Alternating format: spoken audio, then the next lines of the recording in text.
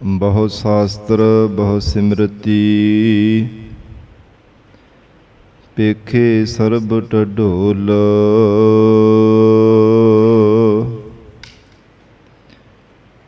ਪੂਜਸ ਨਾਹੀ ਹਰਿ ਹਰੇ,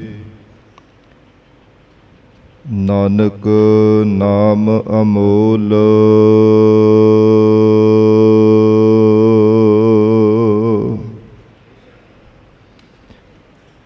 ਗਿਆਨ ਧਿਆਨ ਕਿਛ ਕਰਮ ਨਾ ਜਾਣਾ, ਸਾਰ ਨਾ ਜਾਣਾ ਤੇਰੀ।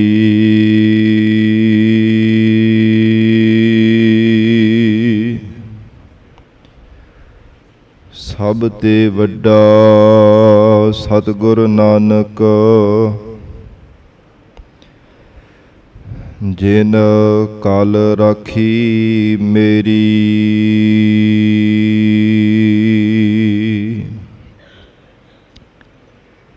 ਗਿਆਨ ਅੰਜਨ ਗੁਰ ਦੀਆ, ਅਗਿਆਨ ਅੰਧੇਰ ਬਿਨਾਸ਼।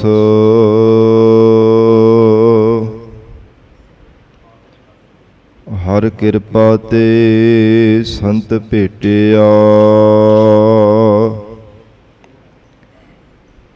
ਨਾਨਕ ਮਨ ਪ੍ਰਗਾਸ।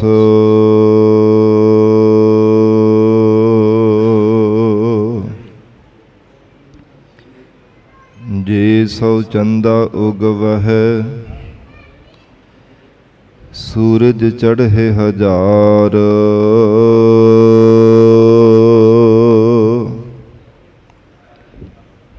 ਏਤੇ ਚਾਨਣ ਹੋਦਿਆਂ, ਗੁਰ ਬਿਨ ਘੋਰ ਅੰਧਾਰ।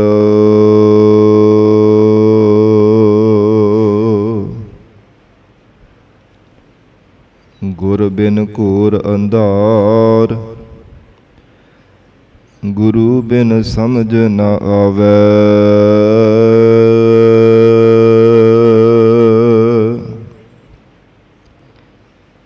ਗੁਰ ਬਿਨ ਸੁਰਤ ਨਾ ਸਿੱਧ, ਗੁਰੂ ਬਿਨ ਮੁਕਤ ਨਾ ਪਾਵੈ।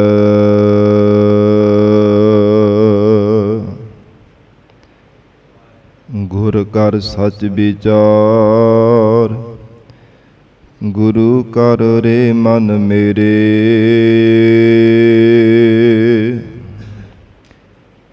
ਗੁਰ ਕਰ ਸ਼ਬਦ ਸੁਪੰਨ, ਅਗਨ ਕੱਟਹਿ ਸਭ ਤੇਰੇ। ਗੁਰ ਨੈਣ ਬੈਣ ਗੁਰ ਗੁਰ ਕਰਹੁ, ਗੁਰੂ ਸਤਿ ਕਵ ਨਲ ਕਹਿ।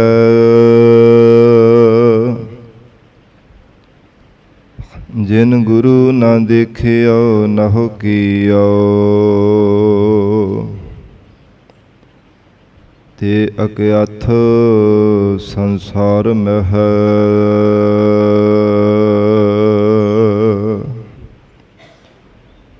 ਕਹਾ ਬੁੱਧ ਪ੍ਰਭ ਤੁਛ ਹਮਾਰੀ, ਬਰਨ ਸਕੈ ਮਹਿਮਾ ਜੋ ਤਿਹਾਰੀ।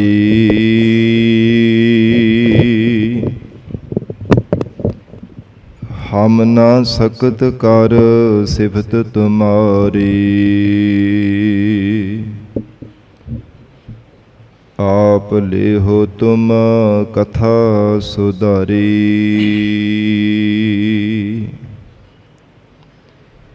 ਹਮ ਨਾ ਸਕਤ ਕਰ ਸਿਫਤ ਤੁਮਾਰੀ,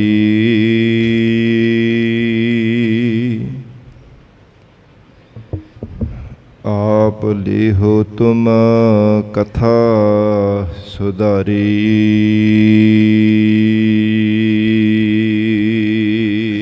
ਸਤਿਨਾਮ ਸ੍ਰੀ ਵਾਹਿਗੁਰੂ ਸਾਹਿਬ ਜੀ। ਸ਼ਲੋਕ ਮਹੱਲਾ ਤੀਜਾ। ਗੁਰ ਬਿਨ ਗਿਆਨ ਨ ਹੋਵਈ, ਨਾ ਸੁਖ ਵਸੈ ਮਨ ਆਏ। ਨਾਨਕ ਨਾਮ ਵਿਹੂਣੇ ਮਨ ਮੁਖੀ, ਜਾਸਨ ਜਨਮ ਗਵਾਏ। ਗੁਰ ਬਿਨ ਗਿਆਨ ਨ ਹੋਵਈ।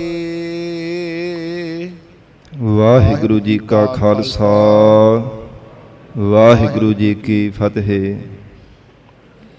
ਪਤਿਤ ਪਾਵਨ ਭਗਤ ਵਛਲ, ਅੰਤਰਜਾਮੀ ਕਰੁਣਾ ਨਿਧਾਨ, ਗੁਰੂ ਗਰੀਬ ਨਵਾਜ।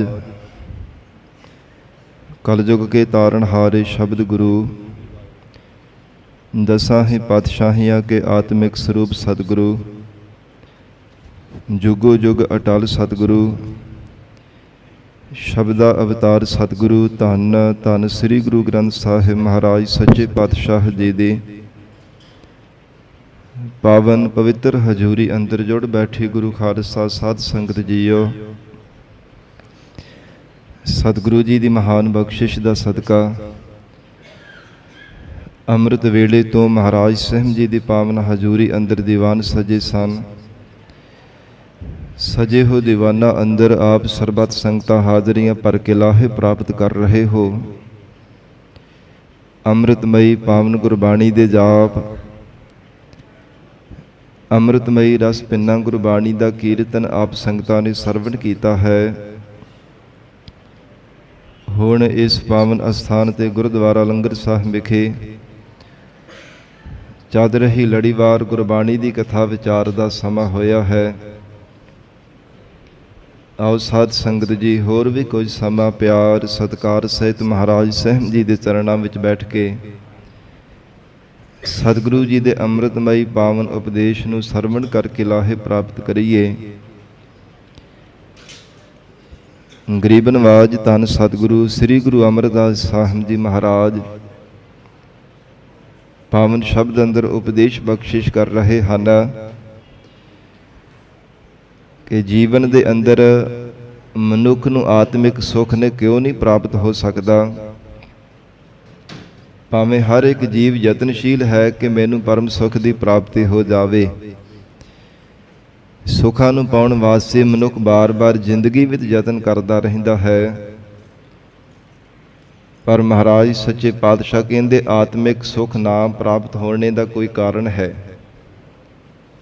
ਮਹਾਰਾਜ ਸੱਚੇ ਪਾਤਸ਼ਾਹ ਕਿਸ ਕਾਰਨ ਕਰਕੇ ਆਤਮਿਕ ਸੁੱਖ ਦੀ ਪ੍ਰਾਪਤੀ ਨਹੀਂ ਹੁੰਦੀ। ਸਦੀਵੀ ਕਾਲ ਰਹਿਣ ਵਾਲਾ ਜੋ ਪਰਮ ਸੁੱਖ ਹੈ ਉਹ ਜੀਵਨ ਵਿੱਚ ਕਿਉਂ ਨਹੀਂ ਪ੍ਰਾਪਤ ਹੁੰਦਾ ਪਿਆ। ਧੰਨ ਗੁਰੂ ਅਮਰਦਾਸ ਸਾਹਿਬ ਮਹਾਰਾਜ ਸੱਚੇ ਪਾਤਸ਼ਾਹ ਜੀ ਨੇ ਪਾਵਨ ਸ਼ਬਦ ਅੰਦਰ ਉਪਦੇਸ਼ ਬਖਸ਼ਿਸ਼ ਕੀਤਾ ਹੈ। ਪਿਆਰ ਦੇ ਨਾਲ ਬੈਠ ਕੇ ਸਰਵਣ ਕਰੀਏ। ਵਿਚਾਰ ਦੀ ਪ੍ਰਾਰੰਭਤਾ ਤੋਂ ਪਹਿਲਾਂ ਜ਼ਰੂਰੀ ਹੈ ਚਿੱਤ ਨੂੰ ਇਕਾਗਰ ਕਰਨਾ। ਸਰਬੱਤ ਸੰਗਤ ਅਸੀਸ ਬਖਸ਼ਿਸ਼ ਕਰੋ। ਧੰਨ ਸ੍ਰੀ ਗੁਰੂ ਗ੍ਰੰਥ ਸਾਹਿਬ ਮਹਾਰਾਜ ਜੀ ਨੂੰ ਸੀਸ ਝੁਕਾ ਕੇ ਰਸਨਾ ਤੋਂ ਪਿਆਰ ਨਾਲ ਉਚਾਰਨ ਕਰੋ। ਜੀ ਕਰੋ ਰਸਨਾ ਪਵਿੱਤਰ। ਸਤਨਾਮ ਸ੍ਰੀ ਵਾਹਿਗੁਰੂ ਸਾਹਿਬ। ਸਤਨਾਮ ਸ੍ਰੀ ਵਾਹਿਗੁਰੂ ਸਾਹਿਬ ਜੀ। ਸਤਨਾਮ ਸ੍ਰੀ ਵਾਹਿਗੁਰੂ ਸਾਹਿਬ ਜੀ। ਸ਼ਲੋਕ ਮਹੱਲਾ ਤੀਜਾ। ਗੁਰ ਬਿਨ ਗਿਆਨ ਨ ਹੋਵਈ। ਸਤਿਗੁਰੂ ਅਮਰਦਾਸ ਸਾਹਿਬ ਜੀ ਮਹਾਰਾਜ ਬਖਸ਼ਿਸ਼ ਕਰਦੇ ਹਨ, ਐ ਗੁਰਸਿੱਖੋ, ਪੂਰੇ ਸਤਿਗੁਰੂ ਜੀ ਤੋਂ ਬਿਨਾਂ ਜੀਵਨ ਦੇ ਅੰਦਰ ਕਦੇ ਪਰਮੇਸ਼ਰ ਦੀ ਪ੍ਰਾਪਤੀ ਦੀ ਗਿਆਨ ਦੀ ਪ੍ਰਾਪਤੀ ਨਹੀਂ ਹੋ ਸਕਦੀ। ਜੀਵ ਦੇ ਹਿਰਦੇ ਅੰਦਰ ਬ੍ਰਹਮ ਗਿਆਨ ਦਾ ਪ੍ਰਕਾਸ਼ ਨਹੀਂ ਕਦੇ ਹੋ ਸਕਦਾ ਜੇ ਜੀਵਨ ਦੇ ਅੰਦਰ ਪੂਰੇ ਸਤਿਗੁਰੂ ਜੀ ਦੇ ਨਾਲ ਮਿਲਦਾ ਨਹੀਂ ਹੈ। ਮਨ ਬਾਣੀ ਸਰੀਰ ਕਰਕੇ ਸਤਿਗੁਰੂ ਜੀ ਦੀ ਸ਼ਰਨ ਨਹੀਂ ਧਾਰਨ ਕਰਦਾ। ਮਹਾਰਾਜ ਸਾਹਿਬ ਜੀ ਦਾ ਮੁੱਖ ਵਾਕ ਹੈ, ਭਾਈ ਰੇ ਗੁਰ ਬਿਨ ਗਿਆਨ ਨਾ ਹੋਏ।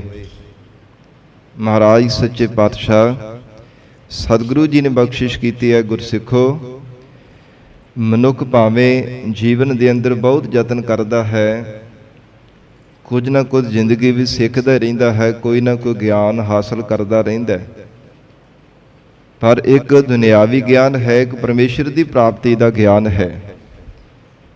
ਜਿਵੇਂ ਵਿਦਿਆ ਭਾਵੇਂ ਤਮਾਮ ਤਰ੍ਹਾਂ ਦੀ ਹੈ, ਪਰ ਵਿਸ਼ੇਸ਼ ਕਰਕੇ ਦੋ ਤਰ੍ਹਾਂ ਦੀ ਕਹੀ ਜਾਂਦੀ, ਇੱਕ ਦੁਨਿਆਵੀ ਵਿਦਿਆ ਤੇ ਦੂਸਰੀ ਬ੍ਰਹਮ ਵਿਦਿਆ। ਜਿਹੜਾ ਮਨੁੱਖ ਦੁਨਿਆਵੀ ਵਿਦਿਆ ਪੜ੍ਹਦਾ ਹੈ, ਭਾਵੇਂ ਸੰਸਾਰ ਭਰ ਦੀ ਸਾਰੀ ਵਿਦਿਆ ਪੜ੍ਹ ਲਵੇ, ਪਰ ਇਕੱਲਾ ਦੁਨਿਆਵੀ ਵਿਦਿਆ ਪੜ੍ਹਨ ਦੇ ਨਾਲ ਜੀਵ ਦੇ ਹਿਰਦੇ ਅੰਦਰ ਗਿਆਨ ਦਾ ਪ੍ਰਕਾਸ਼ ਨਹੀਂ ਹੋ ਸਕਦਾ। ਦੁਨਿਆਵੀ ਵਿਦਿਆ ਪੜ੍ਹਨ ਨਾਲ ਦੁਨੀਆ ਦਾ ਗਿਆਨ ਮਿਲ ਜਾਵੇਗਾ। ਸੰਸਾਰ ਦੇ ਅੰਦਰ ਕਦੇ ਕਿਸੇ ਥਾਂ ਤੇ ਜਾ ਕੇ, ਕਦੇ ਕਿਸੇ ਥਾਂ ਤੇ ਜਾ ਕੇ ਕੋਈ ਖੋਜ ਕਰਦਾ, ਇੱਥੋਂ ਤੱਕ ਕਿ ਪੁਲਾੜਾਂ ਦੇ ਵਿੱਚ, ਆਕਾਸ਼ ਦੇ ਵਿੱਚ, ਗ੍ਰਹਿਆਂ ਤੇ ਜਾ ਕਰਕੇ ਵੀ ਕੋਈ ਨਾ ਕੋਈ ਖੋਜ ਕਰਦਾ ਰਹਿੰਦਾ। ਪਰ ਉਹ ਸਾਧ ਸੰਗਤ ਜੀ ਵਿਦਿਆ ਦੁਨਿਆਵੀ ਹੈ, ਕੇਵਲ ਦੁਨੀਆ ਤੱਕ ਸੀਮਤ ਹੈ। ਜਿਹੜੀ ਬ੍ਰਹਮ ਵਿਦਿਆ ਹੈ, ਇਹ ਜਿਸ ਜੀਵ ਦੇ ਹਿਰਦੇ ਅੰਦਰ ਪ੍ਰਾਪਤ ਹੋ ਜਾਂਦੀ ਹੈ, ਮਹਾਰਾਜ ਸੱਚੇ ਪਾਤਸ਼ਾਹ ਜੀ ਤਰੁੱਟ ਕਰਕੇ ਜਿਸ ਜੀਵ ਨੂੰ ਬ੍ਰਹਮ ਵਿਦਿਆ ਦੀ ਦਾਤ ਬਖਸ਼ਿਸ਼ ਕਰ ਦਿੰਦੇ ਹਨ, ਉਹ ਫਿਰ ਦੁਨੀਆ ਤੋਂ ਉਪਰਾਮ ਹੋ ਕੇ ਬ੍ਰਹਮ ਦੇ ਵਿੱਚ ਲੀਨ ਹੋ ਜਾਂਦਾ ਹੈ। ਇਸ ਬ੍ਰਹਮ ਵਿਦਿਆ ਕਰਕੇ ਹੀ ਜੀਵ ਦੇ ਹਿਰਦੇ ਅੰਦਰ ਬ੍ਰਹਮ ਦਾ ਪ੍ਰਕਾਸ਼ ਹੋ ਸਕਦਾ ਹੈ।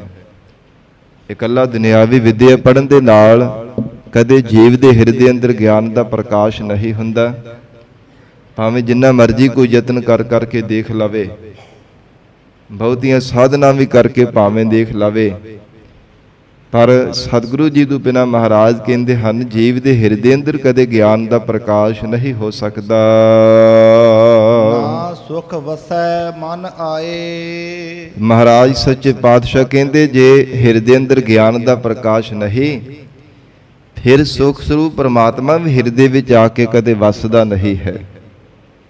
ਕਿਉਂਕਿ ਜਿਹੜਾ ਮਨੁੱਖ ਗਿਆਨਵਾਨ ਹੈ ਨਾ, ਉਹ ਹੀ ਜੀਵਨ ਦੇ ਅੰਦਰ ਨਿਸ਼ਕਾਮ ਕਰਮਾਂ ਦੀ ਕਰਨੀ ਕਰਦਾ, ਚੰਗੇ ਸਾਧਨਾ ਦੀ ਕਰਨੀ ਕਰਦਾ ਹੈ। ਨਹੀਂ ਤਾਂ ਅਗਿਆਨੀ ਮਨੁੱਖ ਪਾਪ ਕਰਮ ਕਰਦਾ ਹੈ, ਬੁਰੇ ਕਰਮ ਕਰਦਾ ਹੈ, ਬੁਰਾ ਸੋਚਦਾ ਹੈ, ਬੁਰਾ ਬੋਲਦਾ ਹੈ, ਬੁਰਾ ਖਾਂਦਾ ਪਹਿਨਦਾ ਹੈ। ਜ਼ਿੰਦਗੀ ਮਹਾਰਾਜ ਸੱਚੇ ਪਾਤਸ਼ਾਹ ਕਹਿੰਦੇ ਹਰ ਸਮੇਂ ਬੁਰਾ ਹੀ ਕਰਦਾ। ਜਿਹੜਾ ਮਨੁੱਖ ਅਗਿਆਨੀ ਹੈ, ਬੇਸਮਝ ਹੈ, ਜਿਵੇਂ ਇੱਕ ਸਤਿਗੁਰੂ ਜੀ ਦਾ ਬਚਨ ਆਉਂਦਾ ਹੈ, ਪਾਪ ਬੁਰਾ ਪਾਪੀ ਕੋ ਪਿਆਰਾ। ਪਾਪ ਕਰਮ ਹੈ ਤੇ ਬੁਰਾ ਹੀ ਹੈ, ਪਰ ਪਾਪੀ ਬੰਦੇ ਨੂੰ ਪਿਆਰਾ ਲੱਗਦਾ ਹੈ। ਪਾਪੀ ਮਨੁੱਖ ਦਾ ਪਿਆਰ ਪਾਪ ਕਰਮਾਂ ਦੇ ਨਾਲ ਹੈ। ਉਹ ਪਾਪ ਕਰਮ ਕਰਕੇ ਬੜਾ ਖੇਡ ਖੜਾ ਕੇ ਹੱਸਦਾ ਹੈ, ਬੜਾ ਚੰਗਾ ਪ੍ਰਤੀਤ ਹੁੰਦਾ ਕਿ ਪਤਾ ਨਹੀਂ ਕਿੰਨਾ ਕੁ ਚੰਗਾ ਕਰਮ ਕੀਤਾ, ਪਰ ਬਾਅਦ ਵਿੱਚ ਉਹਦਾ ਜਦੋਂ ਫਲ ਭੋਗਣਾ ਪੈਂਦਾ ਹੈ, ਫਿਰ ਭੁੱਬਾ ਮਾਰ ਮਾਰ ਕਰਕੇ ਰੋਂਦਾ। ਮੱਤ ਤੇ ਪਰਦਾ ਪੈਣੇ ਕਰਕੇ, ਅਗਿਆਤ ਹੋਣੇ ਕਰਕੇ ਮਹਾਰਾਜ ਕਹਿੰਦੇ ਪਾਪ ਕਰਮ ਕਰਦਾ ਹੈ, ਬੁਰੇ ਕਰਮ ਕਰਦਾ ਹੈ, ਦੁਰਾਚਾਰੀ ਬਣ ਜਾਂਦਾ ਹੈ, ਆਚਰਣ ਗਿਰ ਜਾਂਦਾ ਹੈ। ਕਿਸ ਕਰਕੇ? ਅਗਿਆਨੀ ਹੋਣੇ ਕਰਕੇ। ਤੇ ਜੇ ਮਹਾਰਾਜ ਕਹਿੰਦੇ ਜੀਵ ਦੇ ਹਿਰਦੇ ਅੰਦਰ ਗਿਆਨ ਦਾ ਪ੍ਰਕਾਸ਼ ਹੋ ਜਾਂਦਾ, ਫਿਰ ਕਦਮ ਕਦਮ ਵਿਚਾਰ ਕੇ ਪੁੱਟਦਾ ਹੈ। ਜਿਵੇਂ ਸਿਆਣਾ ਮਨੁੱਖ ਦੂਜਾ ਕਦਮ ਤਾਂ ਪੁੱਟਦਾ, ਪਹਿਲਾਂ ਦੇਖਦਾ ਕਿ ਰੱਖਣ ਵਾਸਤੇ ਥਾਂ ਹੈਗੀ ਆ। ਤਾਂ ਇਹ ਸਾਧ ਸੰਗਤ ਜੀ ਵਿਚਾਰਵਾਨਾਂ ਨੂੰ ਉੱਤਮ ਕਿਹਾ ਜਾਂਦਾ ਹੈ। ਤੇ ਵਿਚਾਰਵਾਨ ਮਨੁੱਖ ਉਹ ਹੀ ਹੋ ਸਕਦਾ ਜਿਸ ਹਿਰਦੇ ਅੰਦਰ ਗਿਆਨ ਦਾ ਪ੍ਰਕਾਸ਼ ਹੁੰਦਾ। ਜੇ ਹਿਰਦੇ ਅੰਦਰ ਮਹਾਰਾਜ ਕਹਿੰਦੇ ਗਿਆਨ ਦੀ ਪ੍ਰਾਪਤੀ ਨਹੀਂ ਹੋਈ, ਫਿਰ ਉਹ ਜੀਵ ਕਦੇ ਵਿਚਾਰ ਨਹੀਂ ਕਰਦਾ। ਅਗਿਆਤ ਹੀ ਜਿਵੇਂ ਮਨ ਵਿੱਚ ਆਉਂਦਾ ਉਸੇ ਤਰ੍ਹਾਂ ਮਨ ਮਤਾਂ ਕਰਦਾ ਰਹਿੰਦਾ ਹੈ। ਮਹਾਰਾਜ ਸੱਚੇ ਪਾਤਸ਼ਾਹ ਧੰਨ ਸਤਿਗੁਰੂ ਗੁਰੂ ਅਮਰਦਾਸ ਸਾਹਿਬ ਪਾਤਸ਼ਾਹ ਕਹਿੰਦੇ, ਗੁਰ ਬਿਨ ਗਿਆਨ ਨਾ ਹੋਵਈ, ਨਾ ਸੁਖ ਵਸੈ ਮਨ ਆਏ। ਨਾ ਸੁਖ ਸਰੂਪ ਪਰਮਾਤਮਾ ਹਿਰਦੇ ਵਿੱਚ ਆ ਕਰਕੇ ਵਸਿਆ ਹੈ। ਸਾਧ ਸੰਗਤ ਜੀ, ਭਾਵੇਂ ਕੋਈ ਮਨੁੱਖ ਰਿੱਧੀਆਂ ਸਿੱਧੀਆਂ ਕਰਾਮਾਤਾਂ ਦੇ ਬਲ ਕਰਕੇ ਜਾਂ ਯੋਗਾ ਅਭਿਆਸ ਦੇ ਬਲ ਕਰਕੇ ਦਸਮ ਦਵਾਰ ਦੇ ਵੀ ਸਵਾਸਾਂ ਨੂੰ ਚੜਾ ਕੇ ਹਜ਼ਾਰਾਂ ਲੱਖਾਂ ਗੁਣਾ ਵੱਧ ਆਪਣੀ ਉਮਰਾਂ ਸੰਸਾਰ ਦੇ ਵਿੱਚ ਵਧਾ ਲਵੇ, ਪਰ ਸਤਿਗੁਰੂ ਜੀ ਤੋਂ ਬਿਨਾਂ ਕਦੇ ਮੁਕਤ ਨਹੀਂ ਹੋ ਸਕਦਾ।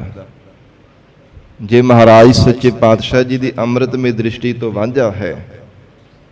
ਧੰਨ ਗੁਰੂ ਨਾਨਕ ਦੇਵ ਸਾਹਿਬ ਮਹਾਰਾਜ ਸਾਹਿਬ ਜੀ ਦਾ ਹਰ ਰੋਜ਼ ਅਸੀਂ ਬਚਨ ਪੜ੍ਹਦੇ ਹਾਂ, ਜੇ ਜੁਗ ਚਾਰੇ ਆਰਜਾ ਹੋਰ ਦਸੂਣੀ ਹੋਏ। ਆਰਜਾ ਨਾਮ ਉਮਰ ਦਾ ਹੈ।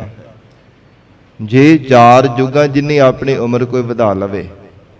ਸੰਤੋਖਾ ਯੁੱਗ ਬੈਠਾ ਸੀ ਨਾ ਤ੍ਰੇਤੇ ਯੁੱਗ ਦਾ, ਉਹਦਾ ਕਲਯੁੱਗ ਦੇ ਵਿੱਚ ਮਹਾਰਾਜ ਸੱਚੇ ਪਾਤਸ਼ਾਹ ਗੁਰੂ ਅਰਜਨ ਦੇਵ ਸਾਹਿਬ ਪਾਤਸ਼ਾਹ ਜੀ ਨੇ ਉਧਾਰ ਕੀਤਾ ਸੀ।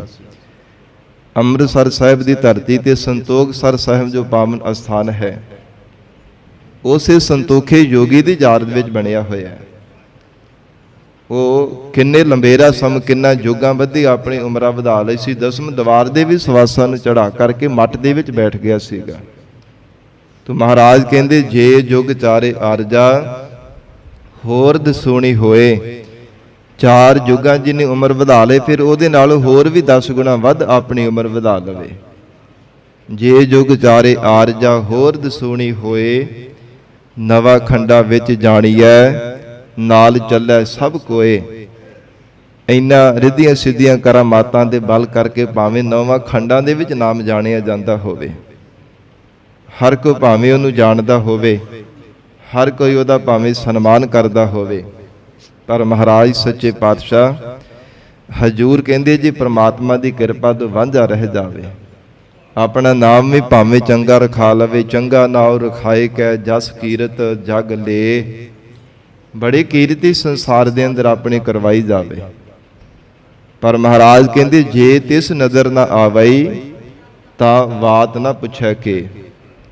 ਕੋਈ ਨਹੀਂ ਬਾਤ ਪੁੱਛਣ ਵਾਲਾ ਜੇ ਪ੍ਰਮਾਤਮਾ ਦੀ ਕਿਰਪਾ ਤੋਂ ਵਾਂਝਾ ਰਹਿ ਗਿਆ, ਜੇ ਹਿਰਦੇ ਅੰਦਰ ਵਾਹਿਗੁਰੂ ਦੀ ਪ੍ਰਾਪਤੀ ਦਾ ਗਿਆਨ ਨਾ ਪ੍ਰਾਪਤ ਕਰ ਸਕਿਆ, ਹੋਰ ਕਰਾਮਾਤਾਂ ਨੂੰ ਪਾਉਣ ਵਾਸਤੇ ਭਾਵੇਂ ਬਹੁਤੇ ਯਤਨ ਕਰ ਕਰਕੇ ਜੀਵਨ ਦੇ ਅੰਦਰ ਬੜਾ ਕੁਝ ਸਿੱਖ ਲਿਆ, ਰਿੱਧੀਆਂ ਸਿੱਧੀਆਂ ਕਰਾਮਾਤਾਂ ਕਿਸੇ ਨੂੰ ਵਸ ਵਿੱਚ ਕਰਨਾ ਜਾਂ ਅਲੋਪ ਹੋ ਜਾਣਾ, ਇਉਂ ਛਿਨ ਮਾਤਰ ਸਮੇਂ ਵਿੱਚ ਕਿਸੇ ਨਾ ਕਿਸੇ ਥਾਂ ਤੇ ਪਹੁੰਚ ਜਾਣਾ, ਇਹ ਬਹੁਤ ਭਾਵੇਂ ਸੰਸਾਰ ਦੇ ਅੰਦਰ ਸਿੱਖਿਆ ਪ੍ਰਾਪਤ ਕਰ ਲਈ ਹੈ, ਪਰ ਵਾਹਿਗੁਰੂ ਦੀ ਨਜ਼ਰ ਤੋਂ ਵਾਂਝਾ ਹੋਣੇ ਕਰਕੇ ਮਹਾਰਾਜ ਕਹਿੰਦੇ ਕੋਈ ਨਹੀਂ ਬਾਤ ਪੁੱਛਣ ਵਾਲਾ।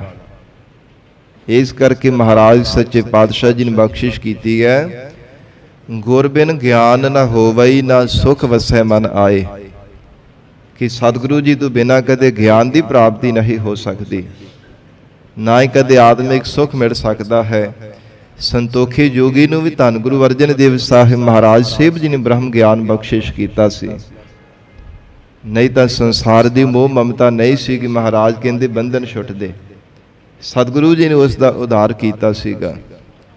ਔਰ ਧੰਨ ਗੁਰੂ ਨਾਨਕ ਦੇਵ ਸਾਹਿਬ ਮਹਾਰਾਜ ਸਤਿਗੁਰੂ ਜੀ ਨੇ 84 ਸਿੱਧਾਂ ਦਾ ਉਧਾਰ ਕੀਤਾ, ਜਿਹੜੇ ਯੋਗੀ ਸਾਧ ਸੰਗਤ ਜੀ ਤਰ੍ਹਾਂ ਤਰ੍ਹਾਂ ਦੀਆਂ ਕਰਾਮਾਤਾਂ ਦਿਖਾ ਕੇ ਲੋਕਾਂ ਨੂੰ ਭਰਮਾ ਕੇ ਆਪਣੀ ਪੂਜਾ ਕਰਵਾਉਂਦੇ ਸਨ।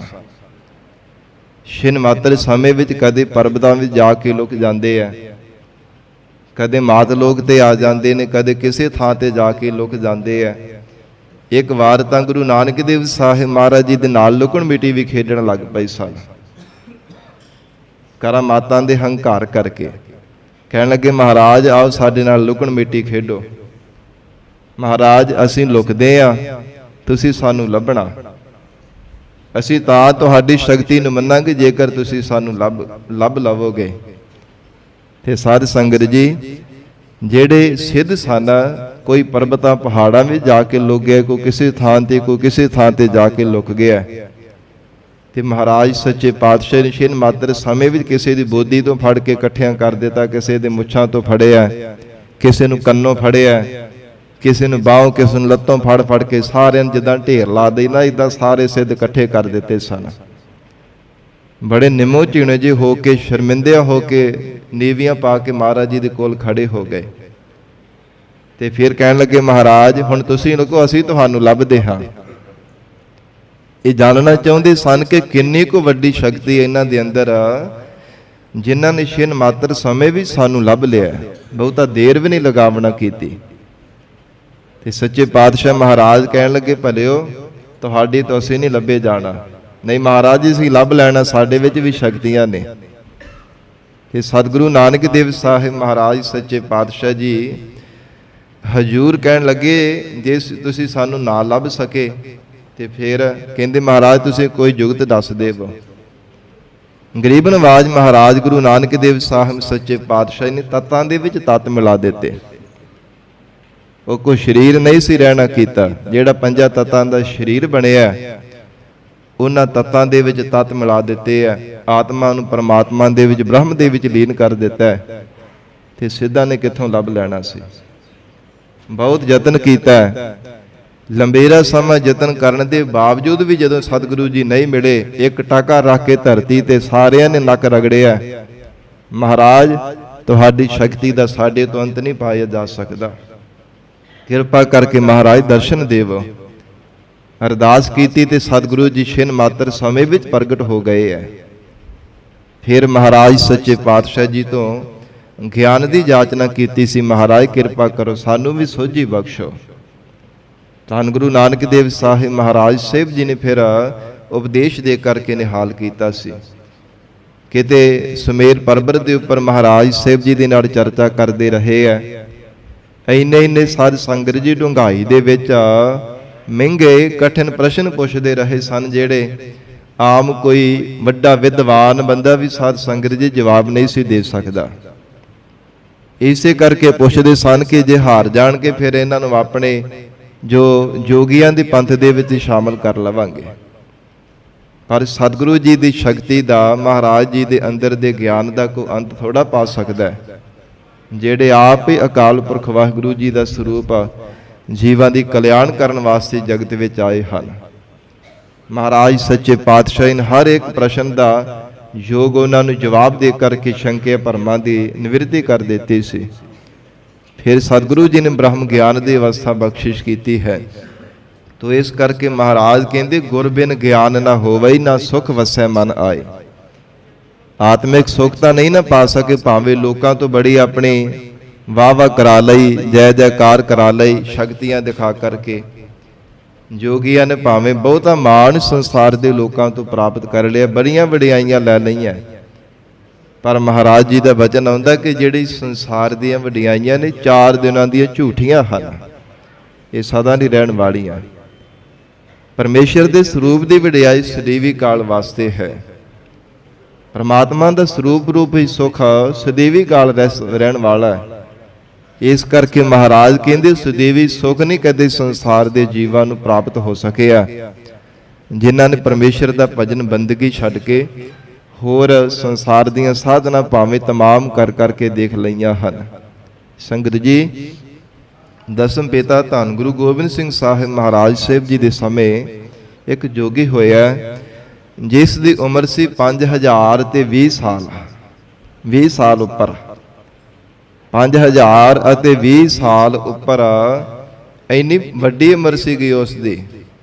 ਤੇ ਫਿਰ ਵਡੇਰੀ ਉਮਰ ਦਾ ਮਾਣ ਵੀ ਸਿਰੇ ਦਾ, ਹੰਕਾਰ ਵੀ ਬਹੁਤ ਭਾਰਾ ਸੀ ਮਨ ਦੇ ਅੰਦਰ, ਕਿ ਜੋ ਮੈਂ ਜੀਵਨ ਦੇ ਅੰਦਰ ਜੋ ਕਮਾਇਆ ਹੋਰ ਕਿਸੇ ਨੇ ਨਹੀਂ ਕਮਾਇਆ, ਜੋ ਕਰਮ ਮਾਤਾ ਮੇਰੇ ਕੋਲ ਹਨ ਹੋਰ ਕਿਸੇ ਨੇ ਪ੍ਰਾਪਤ ਕਰਨੀ ਹੈ, ਮੇਰੀ ਤੇ ਉਮਰ ਹੀ ਬਹੁਤ ਲੰਬੇਰੀ ਹੈ, ਇੰਨੀ ਉਮਰ ਕਿਸੇ ਦੀ ਨਹੀਂ ਹੈ ਕਲਯੁਗ ਦੇ ਸਮੇਂ ਅੰਦਰ।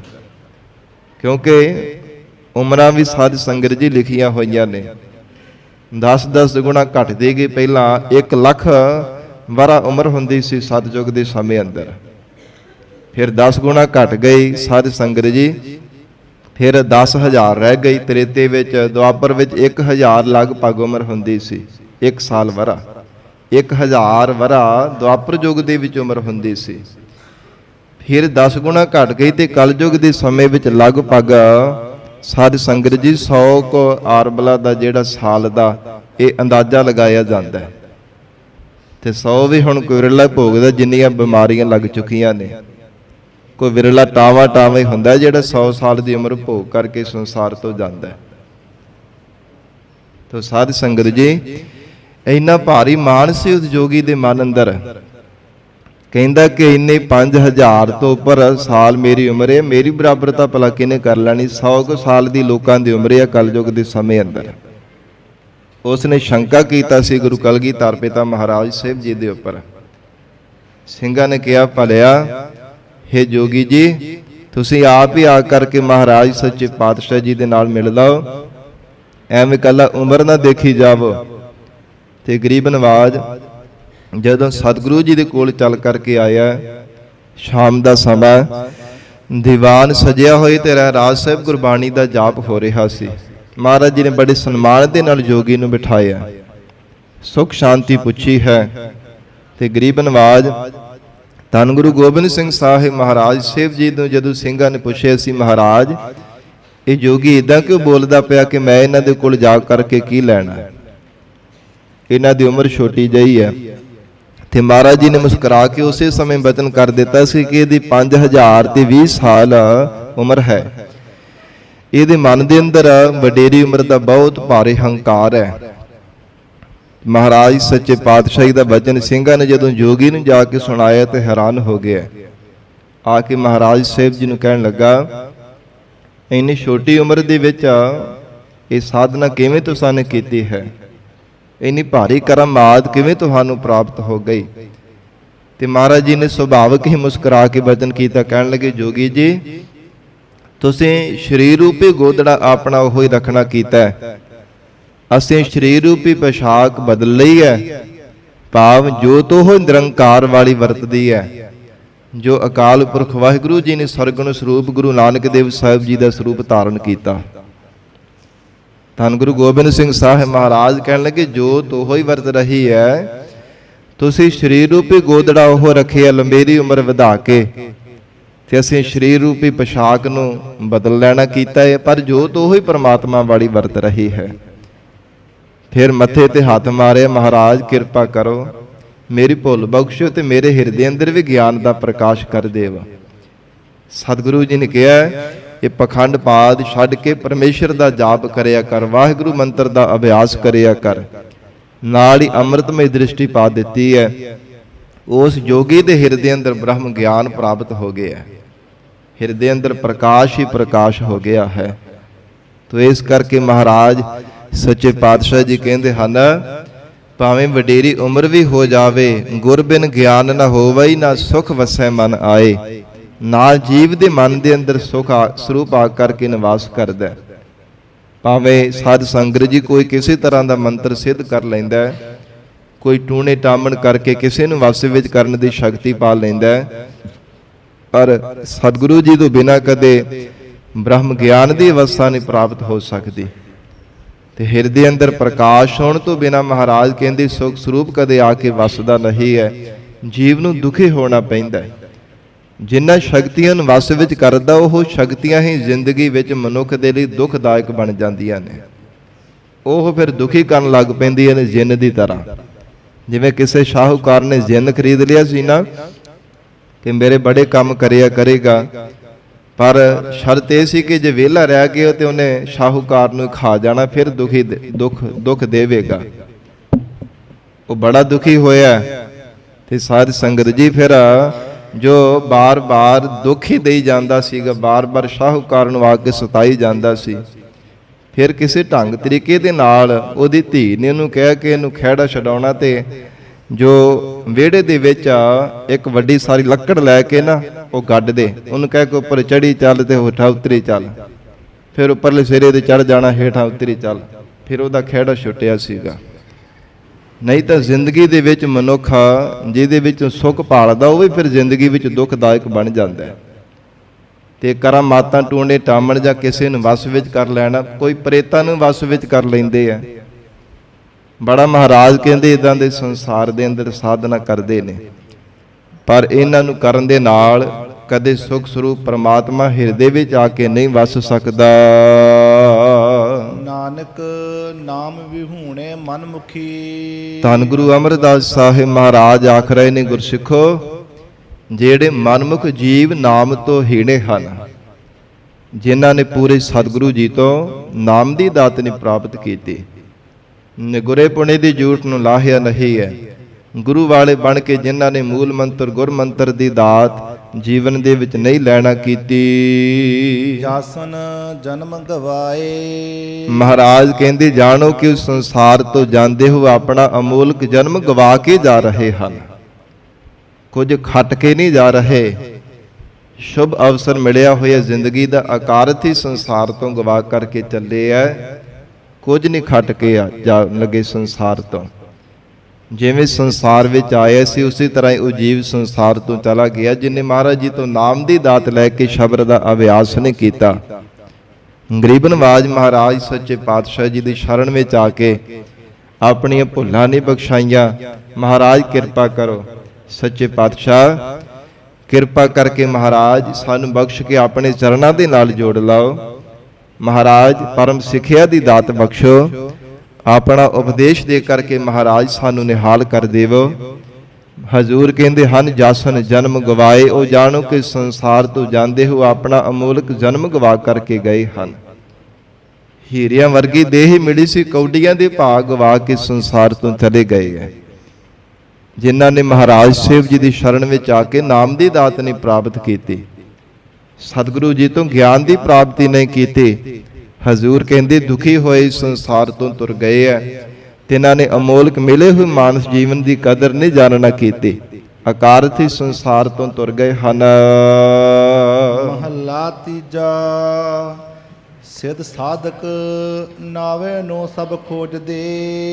ਧੰਨ ਗੁਰੂ ਅਮਰਦਾਸ ਸਾਹਿਬ ਪਾਤਸ਼ਾਹ ਜੀ ਕਹਿੰਦੇ, ਗੁਰਸਿੱਖੋ, ਜਿਹੜੇ ਸਿੱਧ ਹਨ, ਜਿਨ੍ਹਾਂ ਨੇ ਕਰਾਮਾਤਾਂ ਰਿੱਧੀਆਂ ਸਿੱਧੀਆਂ ਸਾਧ ਲਈਆਂ ਹਨ, ਜਿਨ੍ਹਾਂ ਨੇ ਜੀਵਨ ਦੇ ਅੰਦਰ ਸਾਧਨਾ ਕਰ ਲਈ ਹੈ, ਸਾਧਨਾ ਸਫਲੀ ਹੋ ਗਈ, ਉਹਨਾਂ ਨੂੰ ਸਿੱਧ ਕਿਹਾ ਜਾਂਦਾ ਹੈ।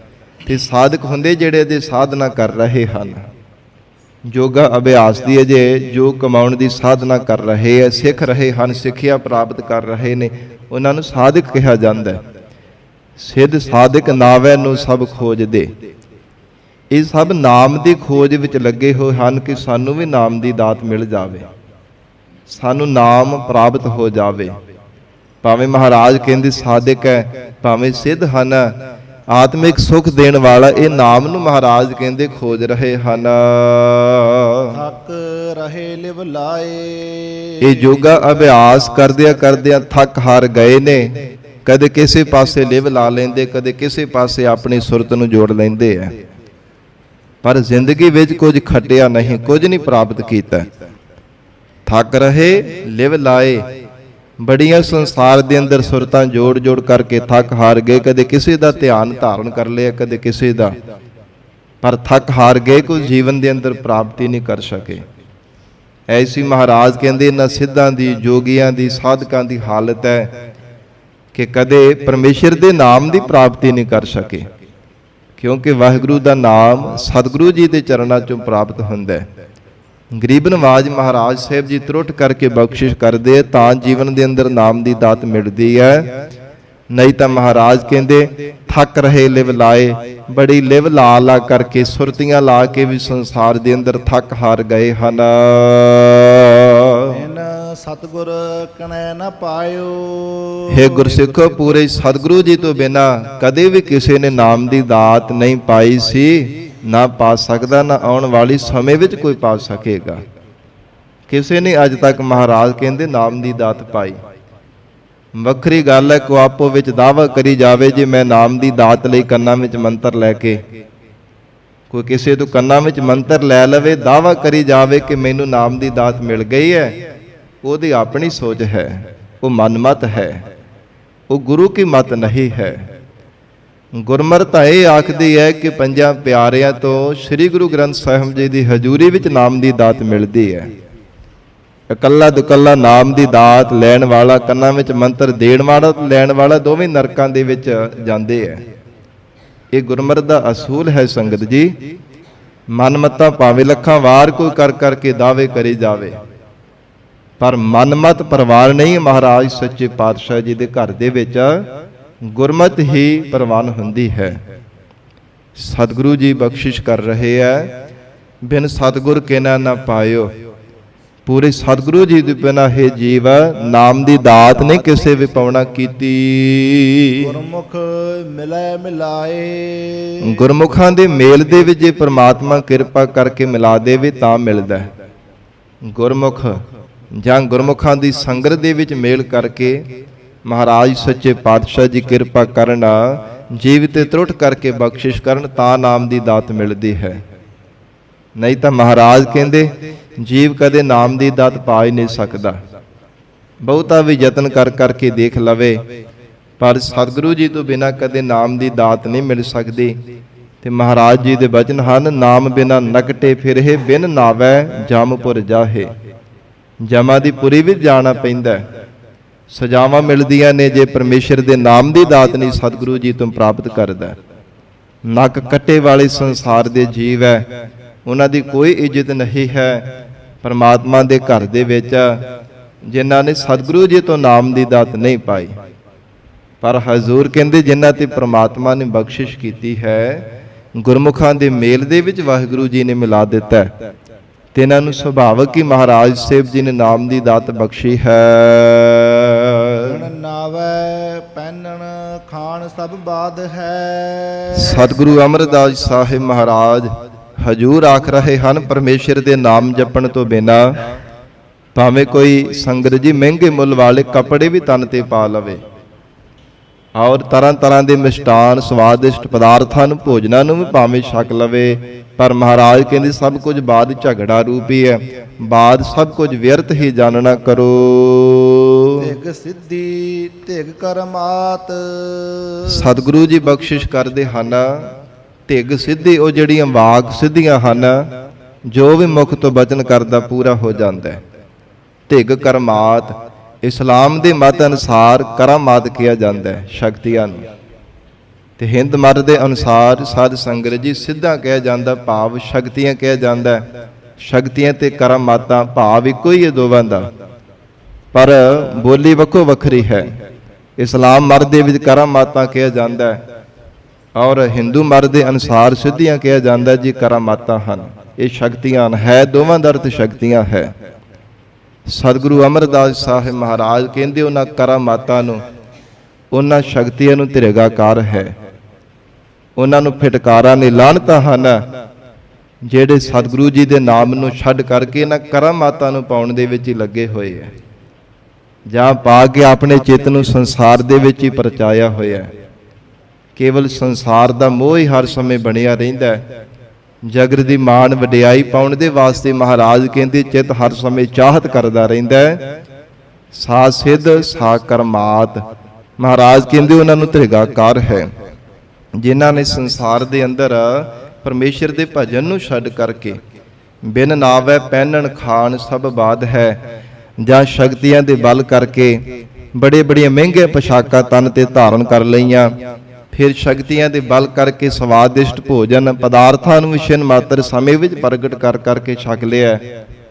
ਪਰ ਸੱਚੇ ਪਾਤਸ਼ਾਹ ਮਹਾਰਾਜ ਕਹਿੰਦੇ ਉਹਨਾਂ ਨੂੰ ਫਿਟਕਾਰਾਂ ਹਨ ਜਿਨ੍ਹਾਂ ਨੇ ਵਾਹਿਗੁਰੂ ਦੇ ਨਾਮ ਨਹੀਂ ਜਪਣਾ ਕੀਤਾ। ਆ ਸਿੱਧ ਸਾ ਕਰਮਾਤ ਹੈ। ਫਿਰ ਮਹਾਰਾਜ ਸੱਚੇ ਪਾਤਸ਼ਾਹ ਕਿਹੜੀਆਂ ਕਰਾਮਾਤਾਂ ਚੰਗੀਆਂ ਹਨ? ਹਜੂਰ ਕਹਿੰਦੇ ਹਨ ਸਾ ਸਿੱਧ ਸਾ ਕਰਮਾਤ ਹੈ। ਉਹ ਕਰਾਮਾਤਾਂ ਉਹ ਸਿੱਧੀਆਂ ਮਹਾਰਾਜ ਕਹਿੰਦੇ ਸਫਲ ਹਨ। ਚਿੰਤ ਕਰੇ ਜਿਸ ਦਾਤ। ਅਚਨਚੇਤ ਪ੍ਰਮਾਤਮਾ ਜਿਸ ਜੀਵ ਨੂੰ ਇਹ ਦਾਤ ਦੇ ਦੇਵੇ, ਕਿਉਂਕਿ ਨਾਮ ਜਪਣ ਵਾਲਿਆਂ ਦੇ ਕੋਲ ਵੀ ਇਹ ਸ਼ਕਤੀਆਂ ਹੁੰਦੀਆਂ ਨੇ, ਪਰ ਉਹ ਜ਼ਾਹਰ ਨਹੀਂ ਕਦੇ ਵੀ ਕਰਦੇ। ਸਤਿਗੁਰੂ ਜੀ ਦਾ ਬਚਨ ਹੈ ਕਿ ਹੇ ਪ੍ਰਾਣਾ ਤਾਰੇ ਜੀਵਾ, ਪਿਛਲਾ ਹੀ ਸ਼ਬਦ ਗਰੀਬਨ ਆਵਾਜ਼ ਸਤਿਗੁਰੂ ਜੀ ਦਾ ਆਇਆ, ਇਹ ਸ਼ਬਦ ਤੋਂ ਪਿਛਲੇ ਸ਼ਬਦ ਦੀ ਵਿਚਾਰ ਜੋ ਆਈ ਸੀ, ਬ੍ਰਹਮ ਬਿੰਦੈ ਤਿਸ ਦਾ ਬ੍ਰਹਮਤ ਰਹੈ, ਏਕ ਸ਼ਬਦ ਲਿਵ ਲਾਏ ਨਵ ਨਿਧੇ 18 ਸਿੱਧੀ ਪਿਛਾ ਲੱਗੀਆ ਫਿਰ ਹੈ ਜੋ ਹਰ ਹਿਰਦੈ ਸਦਾ ਵਸਾਏ। ਜਿਹੜਾ ਜੀਵ ਪ੍ਰਮਾਤਮਾ ਨੂੰ ਆਪਣੇ ਹਿਰਦੇ ਵਿੱਚ ਵਸਾ ਲੈਂਦਾ ਹੈ, ਹਿਰਦੀਆਂ ਸਿੱਧੀਆਂ ਕਰਾਮਾਤਾਂ ਉਹਨਾਂ ਦੇ ਅੱਗੇ ਪਿੱਛੇ ਤੁਰੀਆਂ ਫਿਰਦੀਆਂ ਨੇ। ਸਾਨੂੰ ਧਾਰਨ ਕਰ ਲਓ, ਪਰ ਗੁਰਮੁਖ ਪਿਆਰੇ ਉਹਨਾਂ ਨੂੰ ਅੰਗੀਕਾਰ ਨਹੀਂ ਕਦਾ ਚਿੱਤ ਵੀ ਕਰਦੇ। ਉਹਨਾਂ ਤੋਂ ਕਾਰਜ ਜ਼ਰੂਰ ਕਰਵਾ ਲੈਂਦੇ, ਜਿਵੇਂ ਬੰਦਗੀ ਕਰਨ ਵਾਲੇ ਬ੍ਰਹਮ ਬੇਤੇ ਮਹਾਂਪੁਰਖ ਸੰਤ ਮਹਾਂਪੁਰਖ ਹੁੰਦੇ ਆ, ਸ਼ਕਤੀਆਂ ਉਹਨਾਂ ਦੇ ਕੋਲ ਵੀ ਹੁੰਦੀਆਂ ਪਰ ਕਦੇ ਜ਼ਾਹਰ ਨਹੀਂ ਕਰਦੇ। ਗੁਰੂ ਘਰ ਦੀਆਂ ਸੇਵਾਵਾਂ ਕਰਵਾ ਲੈਂਦੇ ਆ ਤੇ ਇਹਨਾਂ ਤੋਂ ਕਾਰਜ ਜ਼ਰੂਰ ਕਰਵਾ ਲੈਂਦੇ ਆ, ਕਿਸੇ ਦਾ ਭਲਾ ਵੀ ਕਰ ਦਿੰਦੇ ਹਨ, ਪਰ ਕਦੇ ਉਹਨਾਂ ਨੂੰ ਗ੍ਰਹਿਣ ਨਹੀਂ ਕਰਦੇ, ਅੰਗੀਕਾਰ ਨਹੀਂ ਕਰਦੇ। ਮਹਾਰਾਜ ਸੱਚੇ ਪਾਤਸ਼ਾਹ ਗੁਰੂ ਅਮਰਦਾਸ ਸਾਹਿਬ ਮਹਾਰਾਜ ਕਹਿੰਦੇ ਹਨ ਸਾ ਸਿੱਧ ਸਾ ਕਰਮਾਤ ਹੈ, ਅਚਿੰਤ ਕਰੇ ਜਿਸ ਦਾਤ। ਅਚਨਚੇਤ ਸੁਭਾਵਕ ਕਿ ਪ੍ਰਮਾਤਮਾ ਤਰੁੱਟ ਕਰਕੇ ਜਿਸ ਜੀਵ ਨੂੰ ਬਖਸ਼ਿਸ਼ ਕਰ ਦੇਵੇ, ਉਹ ਸਿੱਧੀਆਂ ਉਹ ਕਰਾਮਾਤਾਂ ਸ਼ਕਤੀਆਂ ਮਹਾਰਾਜ ਕਹਿੰਦੇ ਸਫਲੀਆਂ ਹਨ। ਉਹਨਾਂ ਦਾ ਕੋਈ ਗੁਨਾਹ ਨਹੀਂ ਹੈ ਜੀਵਨ ਦੇ ਅੰਦਰ, ਜੇ ਆਪਣੇ ਆਪ ਹੀ ਦਾਤਾ ਮਿਲ ਜਾਣ।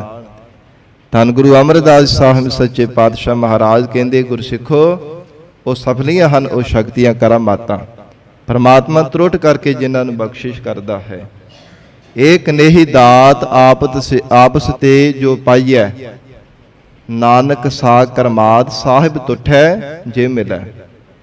ਜਿਹੜੀ ਪ੍ਰਮਾਤਮਾ ਦੀ ਪ੍ਰਸੰਨਤਾ ਕਰਕੇ ਦਾਤ ਮਿਲਣੀ, ਮਹਾਰਾਜ ਕਹਿੰਦੇ ਉਹ ਦਾਤ ਚੰਗੀ ਹੈ। ਜਿਹੜੇ ਬਹੁਤੇ ਕਰਾਮਾਤਾਂ ਦੇ ਸ਼ਕਤੀਆਂ ਦੇ ਬਲ ਕਰਕੇ ਦਾਤ ਪਾਉਣੀ ਹੈ, ਕੋਈ ਮੰਤਰਾਂ ਦੇ ਅਭਿਆਸ ਕਰ ਕਰਕੇ, ਜਾਪ ਕਰ ਕਰਕੇ ਸ਼ਕਤੀ ਪਾਉਣੀ। ਮਹਾਰਾਜ ਕਹਿੰਦੇ ਉਹ ਕਿੱਦਾਂ ਦੀ ਦਾਤ ਹੈ, ਉਹਦਾ ਕੋਈ ਲਾਹਾ ਨਹੀਂ ਜੀਵਨ ਦੇ ਅੰਦਰ। ਇਸ ਕਰਕੇ ਪਾਤਸ਼ਾਹ ਜੀ ਕਹਿੰਦੇ ਉਹ ਕਰਾਮਾਤਾਂ ਵੀ ਸਫਲੀਆਂ ਨੇ ਜੋ ਪ੍ਰਮਾਤਮਾ ਨੇ ਤਰੁੱਠ ਕਰਕੇ ਜਿਨ੍ਹਾਂ ਗੁਰਮੁਖਾਂ ਨੂੰ ਦਾਤਾਂ ਬਖਸ਼ੀਆਂ ਹਨ। ਨਾਨਕ ਗੁਰਮੁਖ ਹਰ ਨਾਮ ਮਨ ਵਸੈ। ਸਤਿਗੁਰੂ ਜੀ ਕਹਿੰਦੇ ਗੁਰਮੁਖਾਂ ਦੇ ਮਨ ਦੇ ਅੰਦਰ ਪਰਮੇਸ਼ਰ ਦਾ ਨਾਮ ਵਸਿਆ ਹੈ। ਇਹਾ ਸਿੱਧ ਇਹਾ ਕਰਮਾਤ। ਇਹੋ ਅਸਲ ਦੇ ਵਿੱਚ ਸਫਲ ਸਿੱਧੀ ਹੈ, ਇਹੋ ਅਸਲ ਦੇ ਵਿੱਚ ਸਫਲ ਕਰਾਮਾਤ ਹੈ, ਜਿਹੜਾ ਗੁਰਮੁਖਾਂ ਦੇ ਹਿਰਦੇ ਅੰਦਰ ਪਰਮੇਸ਼ਰ ਦੇ ਨਾਮ ਨੇ ਨਿਵਾਸ ਕਰ ਲਿਆ। ਜਿਸ ਹਿਰਦੇ ਅੰਦਰ ਪਰਮੇਸ਼ਰ ਦਾ ਨਾਮ ਹੈ, ਜਿਸ ਨਾਮ ਹਿਰਦੈ ਸੋ ਬੇਪਰਵਾਹਾ, ਉਹ ਬੇਪਰਵਾਹ ਹੋ ਕਰਕੇ ਰਹਿੰਦਾ। ਜਿਸ ਨਾਮ ਹਿਰਦੈ ਸੋਈ ਵੱਡ ਰਾਜਾ ਵੀ ਕਿਹਾ ਮਹਾਰਾਜ ਸਾਹਿਬ ਜੀ ਨੇ। ਸਭ ਤੋਂ ਵੱਡਾ ਸ਼੍ਰੋਮਣੀ ਰਾਜਾ ਉਹ ਹੈ ਜਿਸ ਹਿਰਦੇ ਅੰਦਰ ਪਰਮੇਸ਼ਰ ਦੇ ਨਾਮ ਨੇ ਨਿਵਾਸ ਕਰ ਲਿਆ ਹੈ। ਸਭ ਤੋਂ ਵੱਡਾ, ਉਹ ਸੰਸਾਰ ਭਰ ਤੋਂ ਵੱਡਾ ਰਾਜਾ ਹੈ ਜਿਸ ਦੇ ਹਿਰਦੇ ਅੰਦਰ ਪਰਮੇਸ਼ਰ ਦਾ ਨਾਮ ਵਸਿਆ ਹੈ। ਤੋ ਮਹਾਰਾਜ ਸੱਚੇ ਪਾਤਸ਼ਾਹ ਕਹਿੰਦੇ ਹਨ, ਨਾਨਕ ਗੁਰਮੁਖ ਹਰ ਨਾਮ ਮਨ ਵਸੈ, ਇਹ ਸਿੱਧ ਇਹ ਕਰਮਾਤ। ਇਹੋ ਅਸਲ ਦੇ ਵਿੱਚ ਵੱਡੀ ਸ਼ਕਤੀ ਹੈ, ਵੱਡੀ ਕਰਾਮਾਤ ਹੈ, ਜੋ ਪ੍ਰਮਾਤਮਾ ਦਾ ਨਾਮ ਹਿਰਦੇ ਵਿੱਚ ਆ ਕੇ ਵਸ ਜਾਣਾ ਹੈ। ਪੌੜੀ ਹਮ ਢਾਡੀ ਹਰ ਪ੍ਰਭ ਖਸਮ ਕੇ। ਪੌੜੀ ਅੰਦਰ ਸਤਿਗੁਰੂ ਰਾਮਦਾਸ ਸਾਹਿਬ ਮਹਾਰਾਜ ਉਪਦੇਸ਼ ਦਿੰਦੇ ਹਨ, ਗੁਰਸਿੱਖੋ ਪਰਮਾਤਮਾ ਦੇ ਸਨਮੁਖ ਹੋ ਕੇ ਬੇਨਤੀਆਂ ਕਰੀਏ, ਇਹ ਪਰਮੇਸ਼ਰ ਹਮ ਢਾਡੇ ਹਰ ਪ੍ਰਭ ਖਸਮ ਕੇ। ਹੇ ਮੇਰੇ ਮਾਲਕ ਪਰਮਾਤਮਾ, ਅਕਾਲ ਪੁਰਖ ਵਾਹਿਗੁਰੂ ਜੀ, ਆਪ ਜੀ ਦੇ ਦਰ ਦਾ ਜਸ ਗਾਉਣ ਵਾਲੇ ਮਹਾਰਾਜ ਅਸੀਂ ਢਾਡੇ ਹਾਂ। ਨਿਤ ਗਾਵਹਿ ਹਰ ਗੁਣ ਛੰਤਾ। ਨਿਤਾ ਪ੍ਰਤੀ ਮਹਾਰਾਜ ਆਪ ਜੀ ਦੇ ਗੁਣ ਗਾਉਂਦੇ ਹਾਂ।